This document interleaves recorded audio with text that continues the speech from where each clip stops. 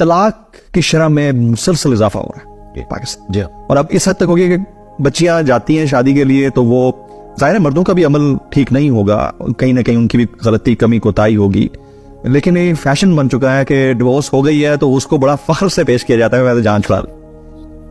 ये किस तरह का बिहेवियर, शरीयत क्या कहती है इससे? देखें जी, शरीयत तो ये कहती है, अबू दाऊद में हदीस है कि हलाल चीजों में अल्लाह ताला को सबसे नापसंद तलाक है। हलाल इसलिए कि बाज़ का जेन्युइन जरूरत हो जाती है, यानी मर्द जो है बिल्कुल जालिम है। तलाक इतना सेंसिटिव इशू है कि सही मुस्लिम में हदीस है कि शाम के वक्त शैतान जो है वो रोजाना मीटिंग कॉल करता है और उसका तख्त पानियों पे लगा हुआ है, जो बाज मॉडर्न स्कॉलर्स ने कहा कि एन मुमकिन है ये बरमूदा ट्रायंगल पे लगा हो। बहरहाल वो अपने सारे चेलों को इकट्ठा करता है, वो उससे रिपोर्ट देते हैं। कोई कहता है आज मैंने फलां शख्स से चोरी करवाई, फलां से बदकारी करवाई। शैतान किसी के गुनाह के ऊपर खुशी का इजहार नहीं करता। जब एक चेला उससे आगे बताता है आज मैंने मियाँ बीवी के दरमियान अलहदगी करवा दी, वो उसे गले लगा के मिलता है कि असल काम तो नहीं किया है, क्योंकि ये खानदानी निजाम तो मियाँ बीवी के रिश्ते के ऊपर डिपेंडेंट है। ये ब्रेक होगा तो फिर औलाद भी जो है वो माशरे के लिए नासूर बन जाएगी। तो इस्लाम में तलाक तो आखिरी दर्जे तक अवॉइड की गई है जी। बुखारी मुस्लिम में हदीस है कि औरत टेढ़ी पसली से पैदा हुई है। ये उसके लिए नेगेटिव बात नहीं है, बल्कि बिल्ट इन उसकी कमजोरी बताई गई है। इससे नफा हासिल करो, इससे सीधा करने की कोशिश ना करो, सीधा करते हुए इसे तोड़ बैठोगे और इसे तोड़ना, इसे तलाक देना। मुस्लिम शरीफ में हदीस है कोई भी मोमिन अपनी मोमिना बीवी से बुग़्ज़ ना रखे।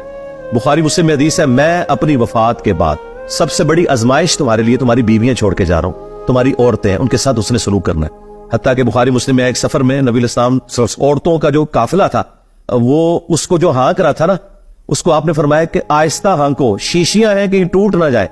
अल्लाह, यानी इतनी रिस्पेक्ट वाला मामला। खुद नबी इस्लाम बेटियों वाले थे, सीधी सी बात है।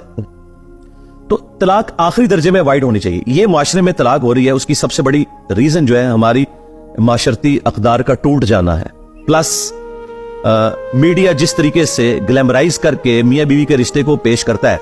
बीवी भी समझती है कि जाते ही मैंने जो है पता नहीं फलां गाड़ी के अंदर जाके बैठ जाना है और फलां बंगला मेरा इंतजार कर रहा है। उसे तो नहीं पता कि सास इंतजार कर रही है, अगरचे वो उसकी सगी खाला ही क्यों ना हो। शादी से पहले तो वो खाला अपने खामन से लड़ रही होती है अपनी भाजियों और भतीजों के पीछे, और शादी के बाद उन्हीं औरतों को वो गुलाम बना लेती हैं और अक्सर अलहदगियां हो जाती हैं।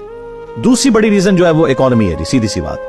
जब घर में पैसा नहीं होगा ना तो लड़ाई झगड़े होंगे। आपने तीसरी रीजन के ऊपर रोशनी डाली सर, वो भी बड़ी इंपॉर्टेंट है, और वो है इश्क ममनू।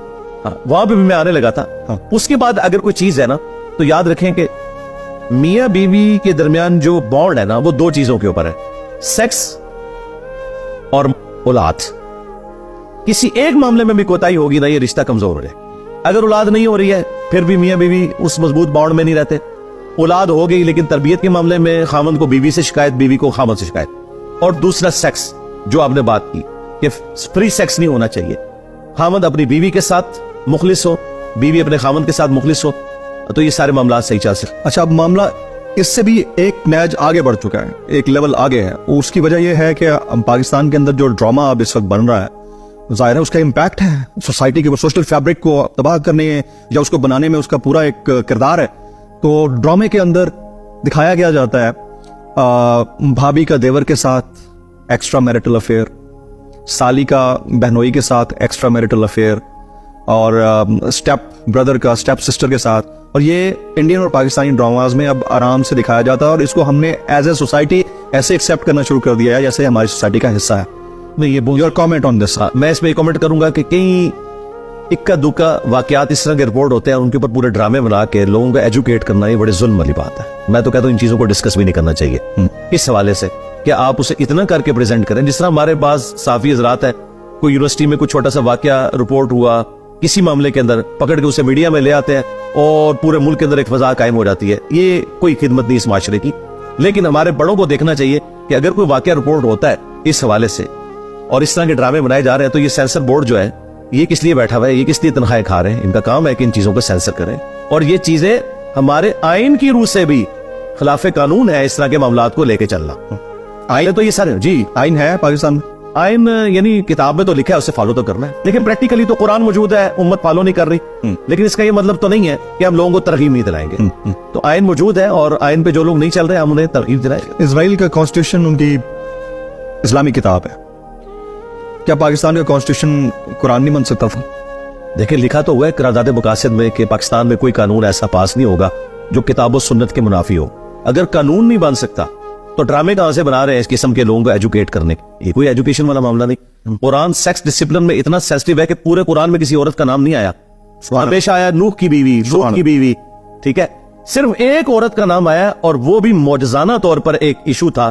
عیسیٰ ابن مریم کی پیدائش ہوئی، وہ بھی حضرت عیسیٰ علیہ السلام کی وجہ سے. اور مریم کی ڈگنیٹی کو اللہ تعالیٰ نے سکیور کرنا تھا کہ ان کے ہاں جو یہ پیدائش ہے یہ معجزانہ ہوئی ہے، کوئی ان کے کریکٹر کے اوپر حملہ نہ کرے. ادروائز پورے قرآن میں کسی عورت کا نام بھی نہیں آیا. اللہ تعالیٰ نے عورت کو اتنی عزت دی ہے. عورت کا مطلب ہی پردے کی چیز ہے عربی میں، عورت. بے شک، ہاں جی بے شک.